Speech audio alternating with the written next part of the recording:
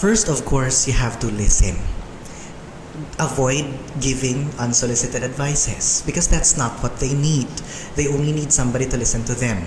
But it may sound very, very easy. Kanang, maminaw ra ko, moro din ako buhaton, but yes, that's what they need.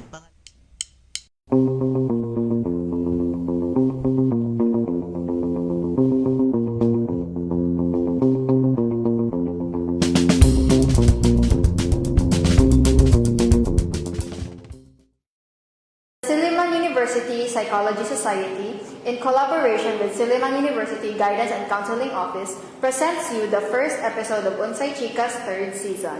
Yippee!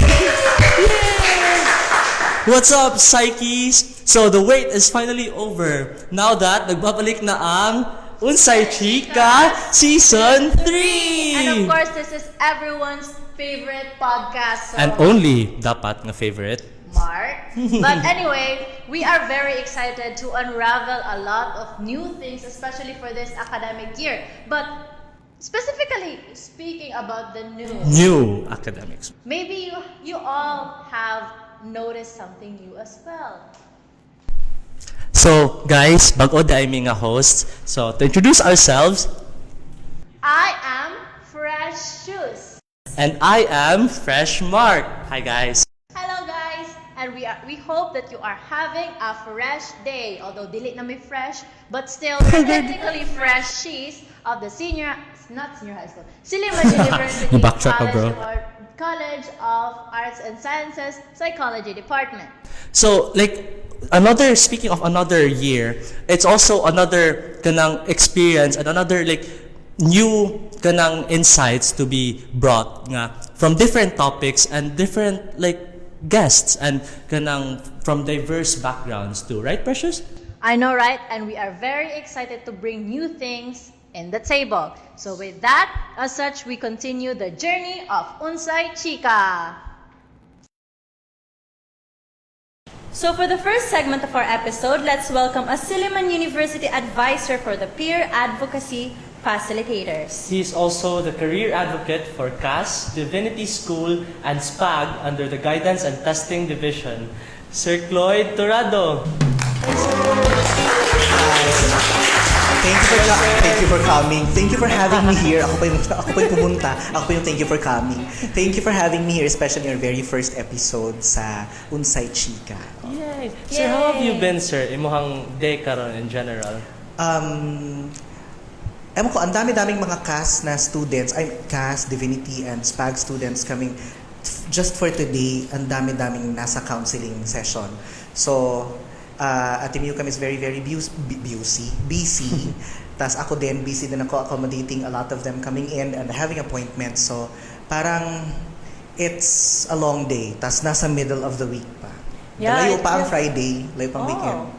Yeah, and it feels like every day is such a hassle, diba? Like, it's like every hour is a rush hour for all of us, especially because nanata sa stage nga we need to be serious about life, and maybe through those busy schedules we forget na meron pa lang tayo at the end of the day. We tend to forget ourselves, especially our mental health. And in the context of psychology, we believe and we firmly believe nga we have chosen the right guest for this session, Sir Cloyd, as a peer advocacy facilitator, to have our general takeaways for this session. Am I right, Mark? Lagi. And it's nice on that note to have a time to kanang breathe kanit and kanang talk to someone nga kanang that is murag knowledgeable in terms of kanang how to handle stuff nga kanang murag mga problema and stuff.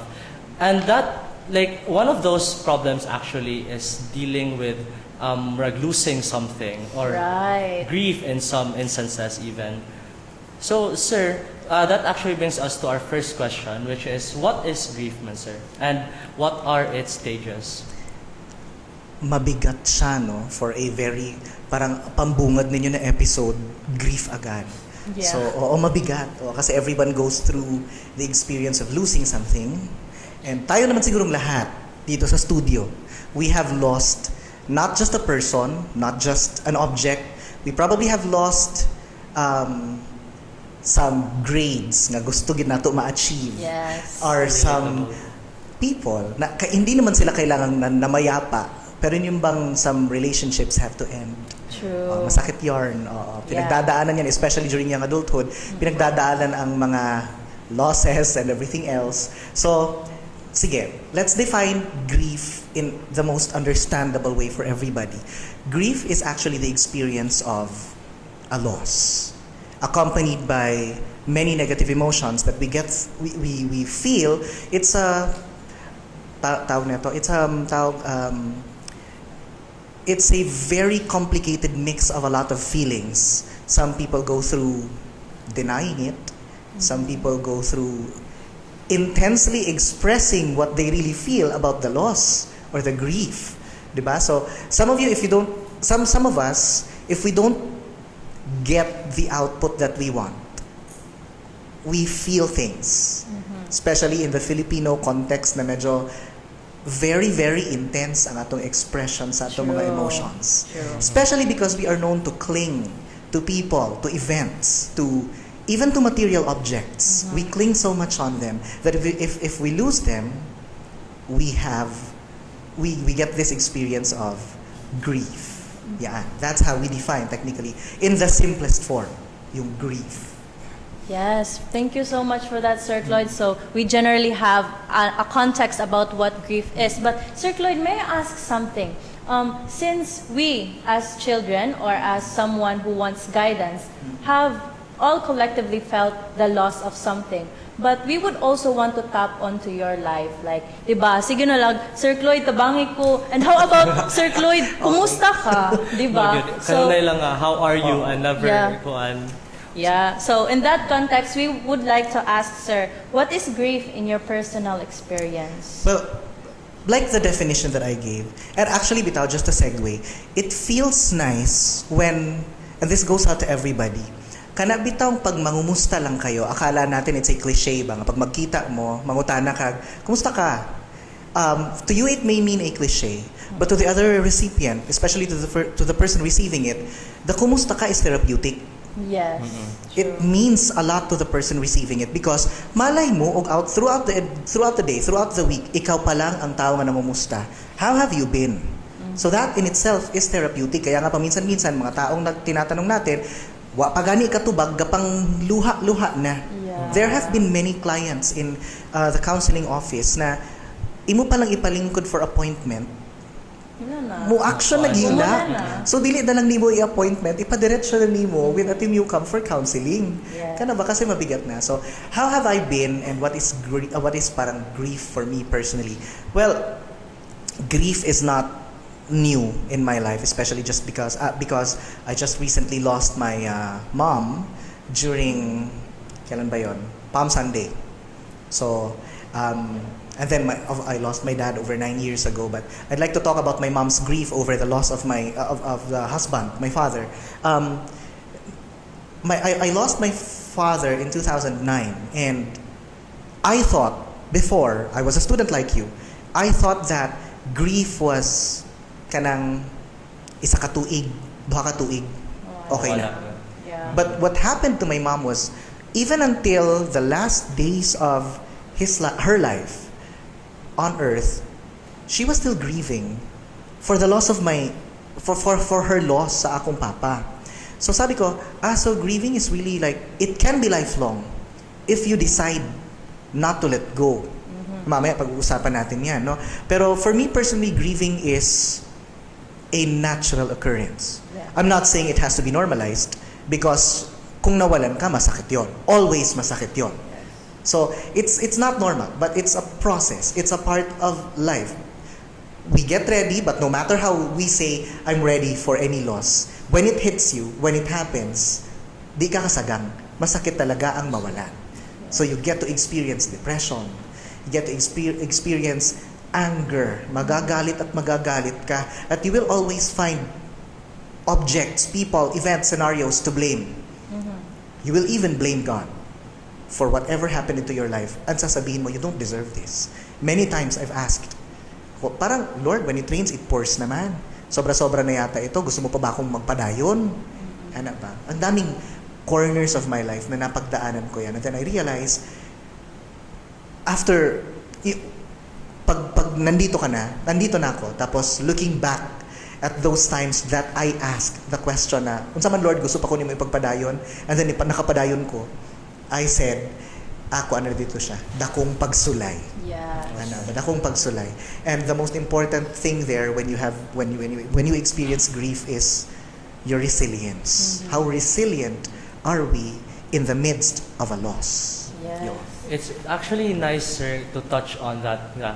Kanang healing is, as we all know, is not linear man yun. Yes. There are always times nga, even if we think nga, medyo okay na ta, we'll still like murag, kanang feel the pain na Yes. ganing nga we experienced before.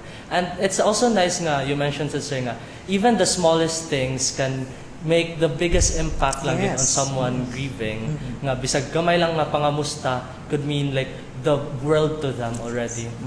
Yes, Yes, but yes. it also means that to live is to experience, right? Yes. And we are people, and having feelings makes us human. Yes. Diba? Makes us alive. Makes us alive. Like in that context pa lang, di ba? And it is up to us to try to cope and be resilient of those loss that we had, and try not to cling on to that, because eventually if it will cling to us until lifelong. Imagine having to live in a world na full of positivity, but you chose not to look at the positive side because you grieve. How can we guide ourselves through this period? Okay, first things first, you have to make sure that you're staying connected with friends. Kay when you're grieving, sometimes we tend to be alone. We want to be alone, but it's one of the most important things. You stay connected. Pangalawa, you have to acknowledge your feelings. Na grieving is a normal process, especially after a masakit na kawalan. So acknowledge your feeling, and it's normal, and parang you deserve to feel all these things. You deserve to get mixed up because your feelings are valid kasi nawalaan ka. Pangatlo, kasi nakakalimutan natin to yung hindi na tayo lumalabas ng bahay, hindi na tayo kumakain. But please establish routine. Kasi that helps. For example, you have to, you should force yourself to wake up in the morning consistent na alas 9 ng umaga gigising ka, tas magluluto ka, tas magtututbrush, you know, the little things. And you have to make it a routine. Marutinary siya. Kaya just to keep yourself moving, just to keep yourself, of course, in a, unsa ba ni tawag, in a healthy lifestyle. Of course, your hygiene. Kaya some people di na lang maligo. So, ana ba? So, you have to keep a routine.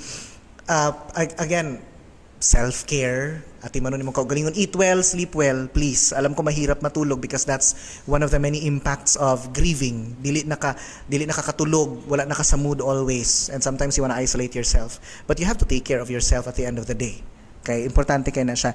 And don't be afraid to express yourself through, if you love art, you can start drawing. Kung mag-focus ka sa imong pets, mag-focus ka sa pagtanom, mag-focus ka sa pag-draw, or you can write, you can make a journal just to journal in whatever you're feeling.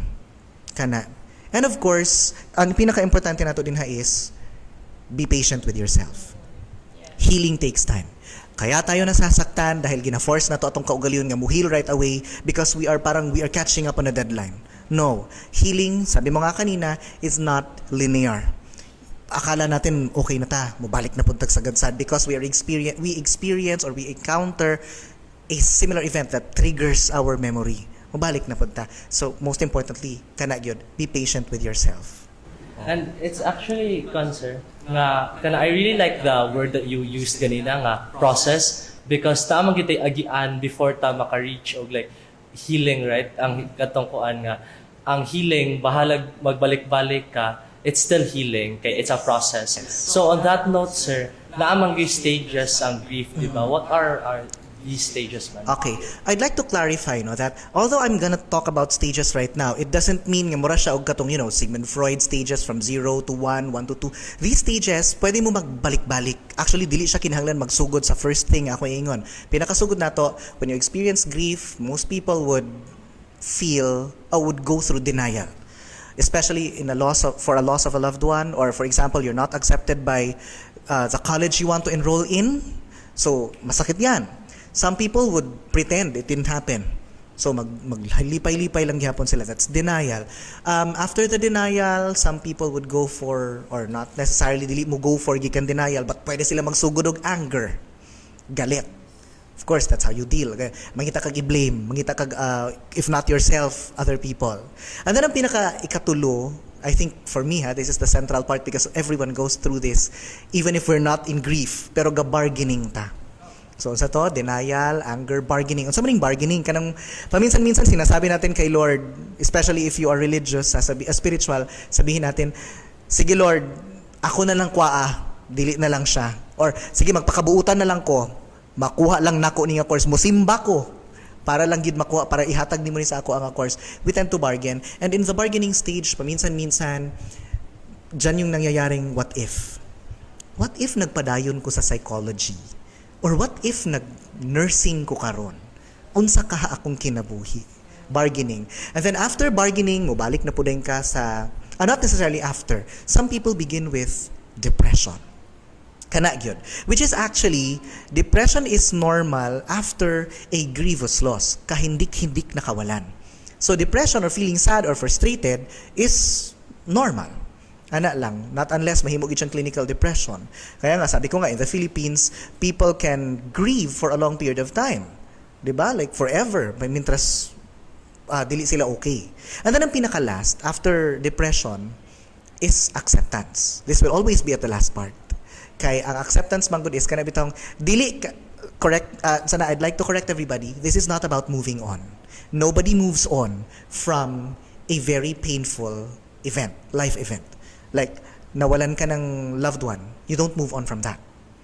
Instead, you learn to live with the pain every day. You accept na hindi mo na talaga ito makakasama. You accept na, sige, wala namang gid ko ani nga course. Ako na lang gid ning dawaton, and I will make good with asa ko nga course at the moment. That's acceptance. Pinaka-last gid na siya. So those are at least the 5 stages. There's another concept kasi grief is a complicated process. So there are some, di na lang ako i-discuss, 7 processes of grief. Kaya na ako ni part daw ana nga mura kag ma-happy. Ma-feeling nimo okay na ka, kanang imo na lang pangitag pamaagi nga ma-okay tanan. Pero apil day gyapon siya sa process of grieving. Kaya after moment of happy elation, munaog na po kabalik because it's complicated. Yeah. It's like a wave-like structure, no, Mark? yun. So in the context of grievances, we have learned that little things matter when it comes to coping, right, Mark? And that means that we need to take care of ourselves as well. But what about if we observe others are grieving? So we'd like to ask you, sir, nga how can we help those who are grieving man to reach that stage of acceptance? Okay. First, of course, you have to listen. Avoid giving unsolicited advices because that's not what they need. They only need somebody to listen to them. But it may sound very, very easy. Kanang, maminaw ra ko, moro din akong buhaton, but yes, that's what they need. Pangalawa, offer practical support. Unsa ni akong pasabot aning practical support? If you can, buy them food. Because they don't want to buy food, they don't want to move for themselves if they're grieving, if they're going through depression. So, buy them food. Clean their house for them if you can. Sometimes bring the books to help them with the assignment, or like arrange the notes and the schedules for them. That's practical support. Kaya nga sabi ko, practical. Kasi yung ano yung kailangan ng client, ng person at the moment. Of course, di na to kalimtan no nga, we send them to counseling. Especially if dili ninyo kaya ang iyahang process of grieving, then you need to seek a professional. So moang to ginta o guidance counselor for that. Para ang guidance counselor na to will take care of the person grieving, especially if a student is grieving. Unya academics pag yun, midterms pag yun, tapos na yung mga napagbati. Kamupod na pud may kaugaling yung grievances, 'di ba? So agi gid mo o guidance counselor for that. Pangatlo, you encourage them to express their pagbati. Paminsan-minsan mangutana kag kumusta man ka, okay ra ko. So you have to find a way to redefine kumusta ka into something nga maka-express sila sa ilang mga pagbati. Kay dili na sila okay. Alam mong hindi sila okay. Pero ayaw lang nilang pag-usapan 'yon. Of course, respect their distance. Kung ayaw nilang pag-usapan pero they want your company, o sige, dyan ka lang, manahimik ka lang sa gilid. But you know that they don't want to be alone. Then manahimik ka lang. Your presence is more than enough. Basta di lang gid mo maghatag og unsolicited advices. And then, sabi ko nga kanina, healing takes time. So, respect their process. Ayaw sila kasabi. For the many times, it can be irritating on our end. Nga kanabito, unsa man ka, dugay naman na siya nawa. They don't want to hear that from you. Because tayong lahat, we have different pain thresholds.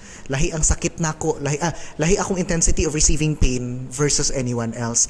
Para sa imo gamay ra to, para sa dako kaayo to, because lahi ang meaning. So respect everyone's process. And of course, if you can, share memories. Wag yung mga masasakit na memories, ha? Positive memories, the good ones, para ang mabilin sa iyaha on his way or her way to acceptance are the good things nga gusto niya madumduman. Ani nga person, event, or situation. Very important with kayo to be patient towards them, sir, or like the Yes. people who are grieving. But still, if there's a certain point in our lives now we grieve, that also serves as the starting point of dealing with that grief. But we would also want to know if there's such thing as a finish line for that grief, or should I say, an about time to get over the grieving. Unfortunately, wala. Because if we go back to the context na healing is a process and it takes time, and the acceptance does not happen, like for example, you don't just decide nga, sige, 1 year na from the day nga na-reject ko ani nga course, like wala ko nadawat sa PT, wala ko nadawat sa medtech, or wala ko nadawat sa nursing, kaya ako nag-psych, 1 year na, I think I'll be okay. No. Because ang atong psychological healing is not like the physical wounds where maghulat lang tayo nga sirado siya. Ang atong psychological healing actually depends on if we are ready to let go. And if we are not ready to let go, kaya sabi ko kanina, nasasaktan tayo because we are forcing ourselves to heal and be okay even if alam natin na hindi pa tayo ready. Already. Kaya masakit. Because parang sumasagad-sad ka talaga sa sarili mo. But you know when it's ready. You know when it's time. If I can just share very, very, very briefly, I was going through some letting go moment many, many years ago. And then I suffered for it for 7 years. 7 taon akong nag-hold on sa sakit. But alam nyo I moved on. I accepted the moment and I ended the grief.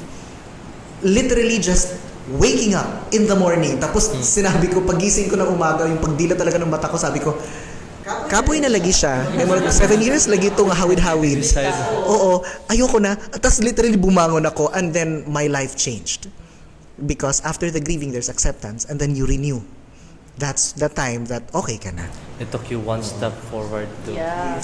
Yes, one step All at a time. about pala learning how to deal with grief, learning how to accept as you go on with life rather than clinging into it. and not also like kanang forcing ourselves to end the grief because it may not end pero you can accept it. Yeah. And that acceptance will push you towards being the best of yourself despite experiencing that grief, diba? It can be a push nga, okay, so dili na ako magpaing-ani, this time I will choose to love myself more, even if some instances forgive myself tungod ani nga situation, Yes. and just accept, move forward and grow with the ng grief na you experience, no?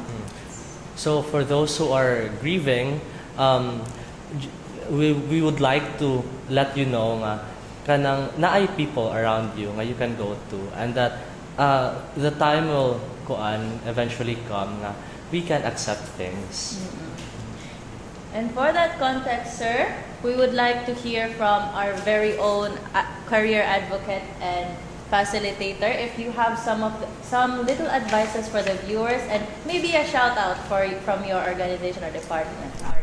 Okay. So, for everybody going through grief, and because, masakit naman talaga ang mawalan, I'd have to remind everybody that grieving is a natural process. It does not cause you to think nga, oh my God, basta na ako'y clinical problem, I need to see somebody else for this. If you are able to cope healthily, okay lang ang imong coping, and then you're able to check on yourself, kasi awareness din yan eh. Like, yes, I know I'm grieving, I'm in pain, I'm recognizing that these are my emotions at the moment, but I'm handling it well.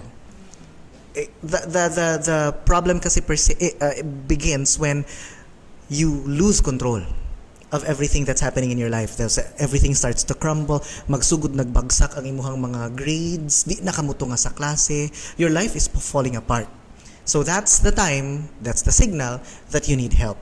And for every time you need help, if maulaw mo approach inyong guidance counselor, we have the SU Peer Advocacy Facilitators.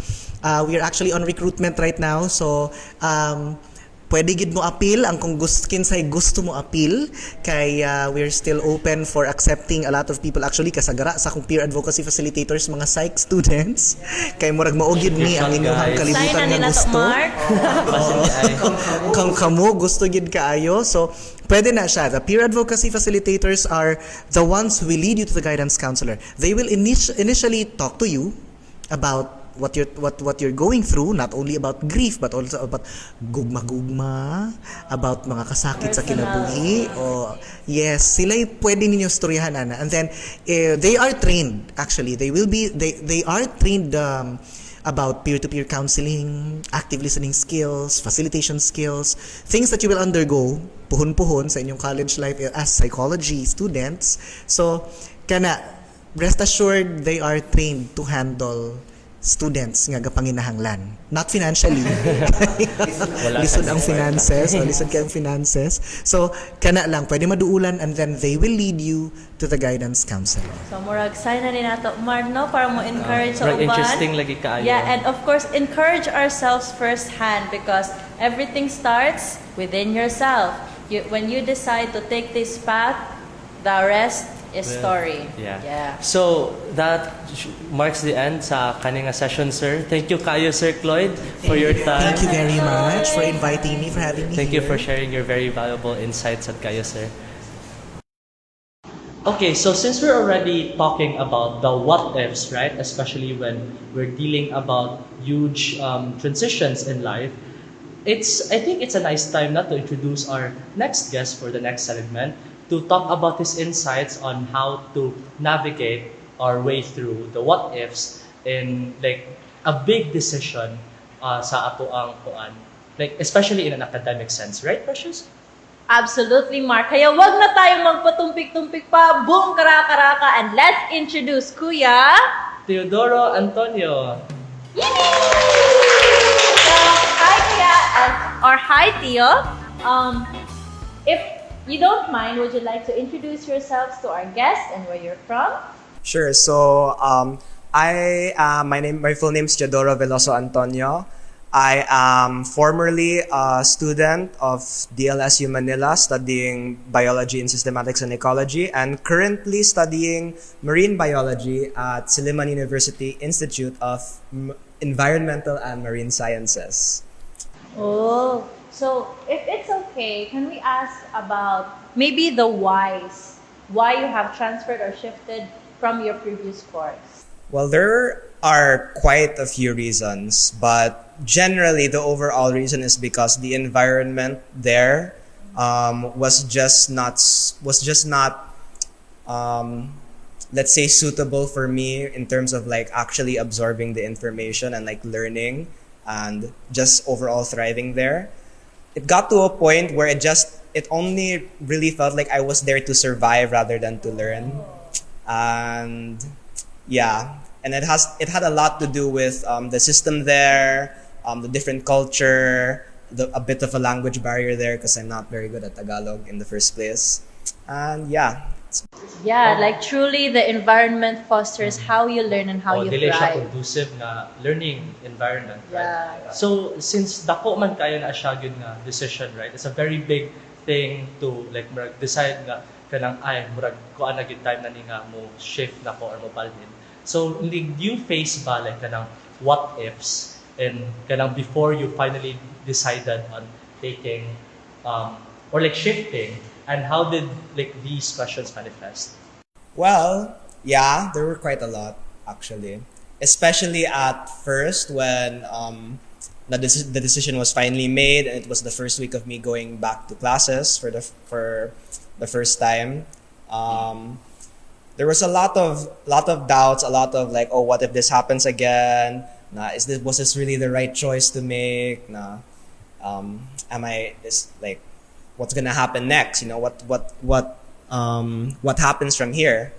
But a lot of the time it was like manageable lang because I'm back home because I was born and raised in Dumaguete. So I'm back home, I'm with my friends, I'm with my family, with all my loved ones. And although it was pretty chronic at first, slowly but surely the what ifs started to like drift away. Although they're still there every now and again, but it's a lot more manageable these days. I'm also curious, Sadba, since you mentioned, di ba nga, kanang you were born and raised in Dumaguete, pero you left for like at De La Salle, right? Yeah. So kanang leaving for De La Salle and then coming back sa kanang Dumaguete, katong time nga wala ka sa imong hometown. What did you feel, man, like when you were kanang suddenly back from being away for like a year or pila ka years? Well, it was a mix of relief and shame.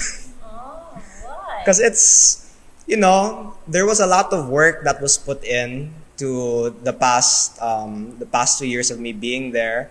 Now, on my part and on the part of my parents as well. Now, there's a lot of time that I spent there, a lot of relationships I spent building there, and a lot of sacrifices that my parents made for me to be there in the first place, So that's where the shame comes from, but also the relief that me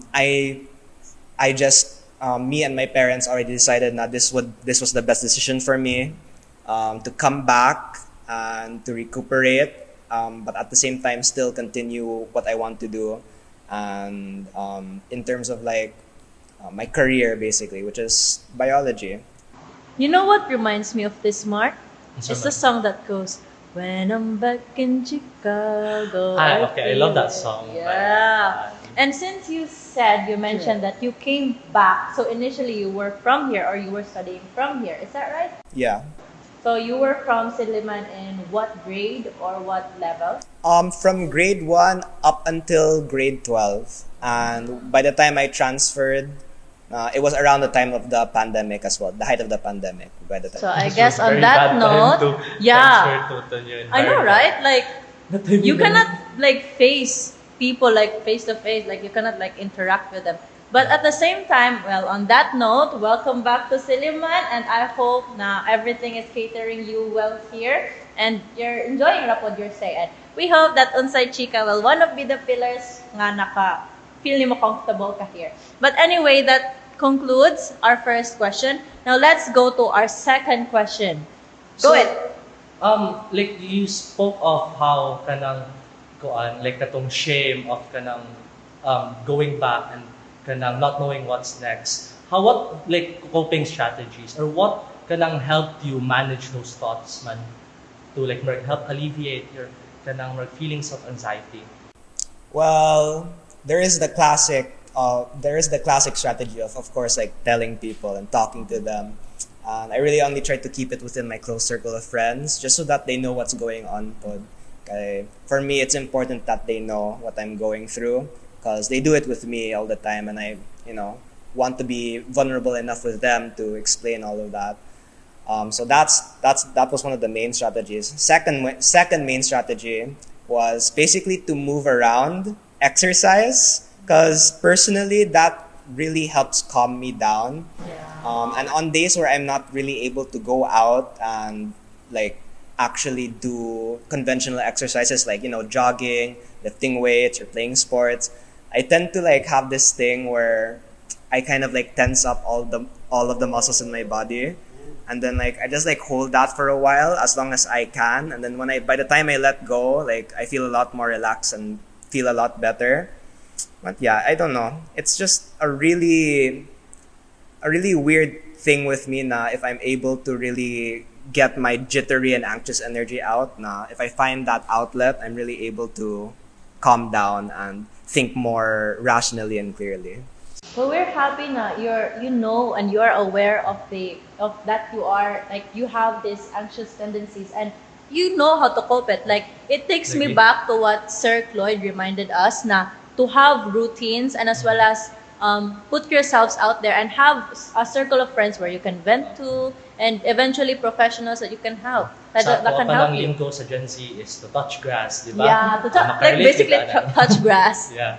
And it's also nice to have a support system, like a very solid support system nga whenever you're down, you can like approach ganit to like talk about some feelings or Yeah. like some doubts and kanang what ifs. Yeah, but since you were like, let's say you built relationships there, which also fostered why your anxiousness has been relieved.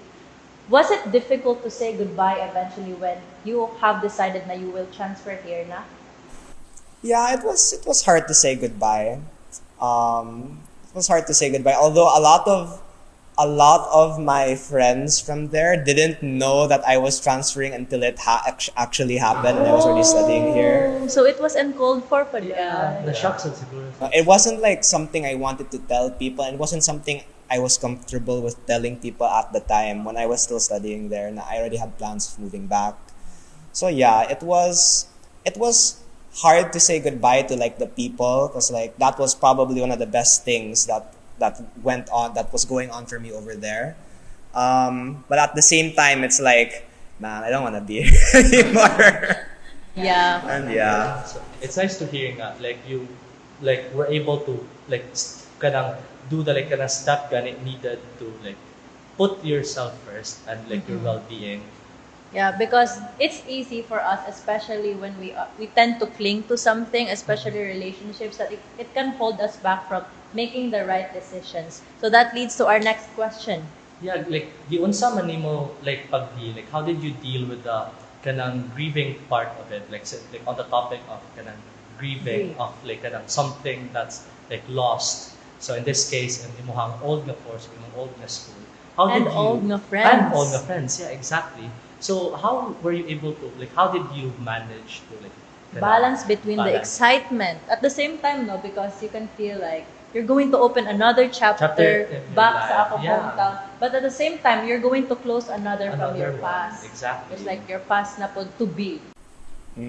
Well, for me, it was always a matter of trying to like keep the fear and like a little bit of the anger away. Because in terms of like, all the things I've lost, there's a lot of sadness, a lot of fear, and like hints of anger as well. Actually, tried to keep those as bay. And there's also obviously like what you said, right? The excitement of like the new chapters in my life.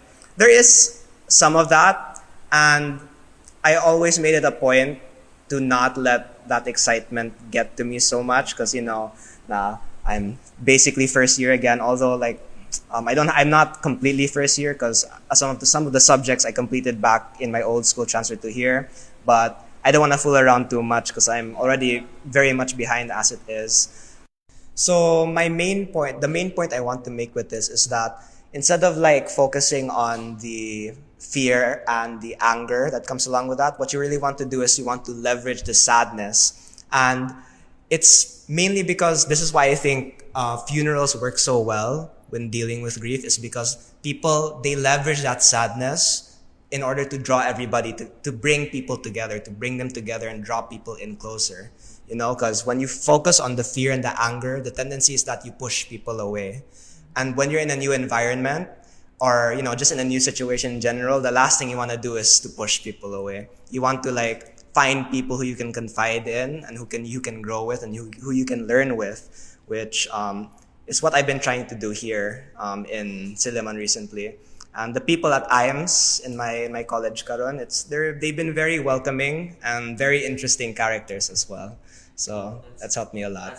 That's nice to hear. Pero it really piqued my interest. When you said kanina nga, there's like a tint of anger, right? When it comes to like atong transition, like shifting. I like, can I ask if it's okay with you to like briefly elaborate lang on it, like the anger part?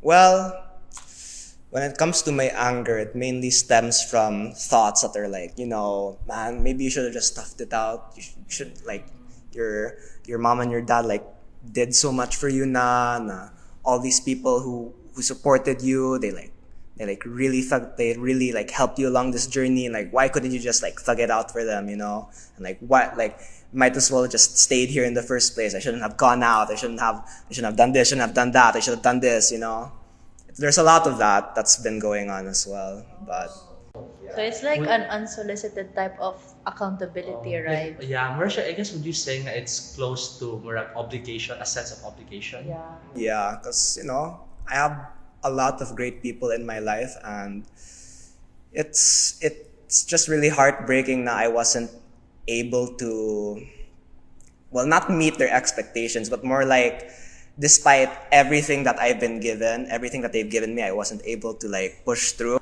But at the end of the day, I figured that the best way to honor everything that I've been given is to just keep going. So this is a great eye-opener for not just us, not just those shifties, but to other people who are experiencing life firsthand when they're going to have alternative decisions in Or life. pathways, Yeah. So with that being said, and in order to conclude our second segment, do you have anything or any advice to all the students and viewers out there?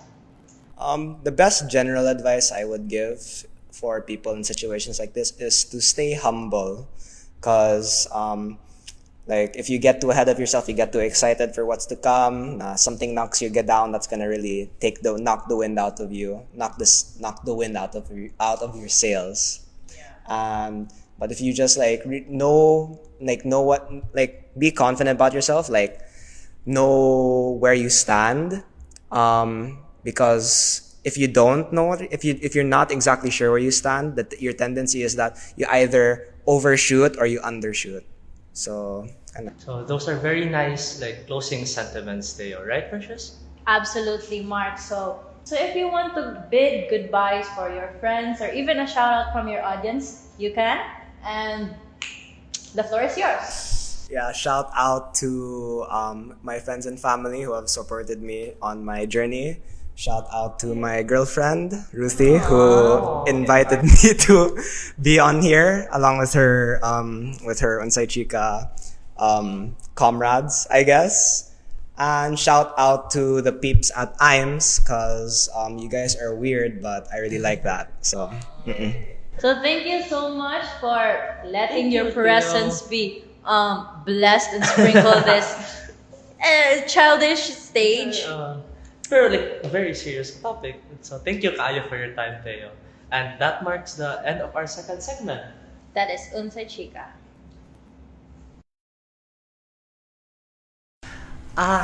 Managyod. Nindot kayo itong episode, di ba, Precious? I know, right? It's a lot to wrap, but at the same time, it was a very fruitful session. Am I right?